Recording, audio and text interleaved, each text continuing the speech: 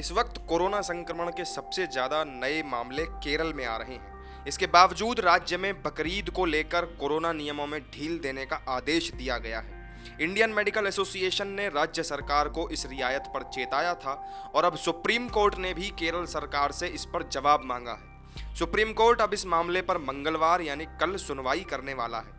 बकरीद के मौके पर कोरोना प्रतिबंधों में ढील देने के केरल सरकार के फैसले के खिलाफ सुप्रीम कोर्ट में याचिका दायर की गई थी। याचिकाकर्ता ने कहा था कि यह ढील ऐसे समय में दी जा रही है जब राज्य में कोरोना संक्रमण लगातार बढ़ रहा है और संक्रमण दर भी ऊंची होती जा रही है। सुप्रीम कोर्ट ने कांवड़ यात्रा रोकने को लेकर दी गई अपनी टिप्पणी के बाद उत्तर प्रदेश सरकार की ओर से कांवड़ यात्रा पर रोक लगाने का भी संज्ञान लिया और इस केस की फाइल को बंद कर दिया। सुप्रीम कोर्ट ने उत्तर प्रदेश प्रशासन से यह भी कहा था कि वो राज्य में कोरोना संबंधी ऐसे किसी भी नियम की अनदेखी होने से रोके जिससे नागरिकों का जीवन खतरे में पड़ता हो।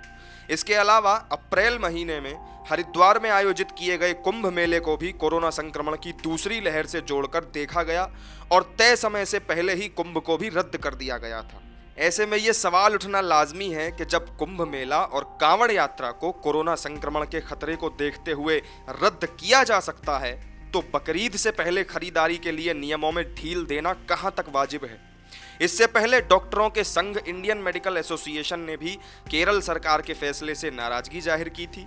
आईएमए ने स्पष्ट कहा था कि अगर केरल सरकार बकरीद के दौरान नियमों में रियायत देने के अपने फैसले को वापस नहीं लेगी तो वो सुप्रीम कोर्ट का दरवाजा खटखटाएगी।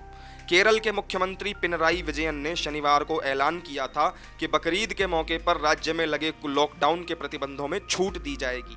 इस बुधवार को होने वाली ईद के लिए रविवार से ये छूट 3 दिन तक के लिए दी गई है।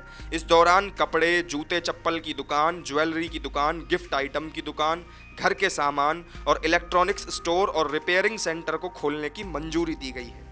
इतना ही नहीं बल्कि उन्होंने फिल्मों की शूटिंग और पूजा स्थलों को भी लॉकडाउन संबंधित छूट देने की घोषणा की है।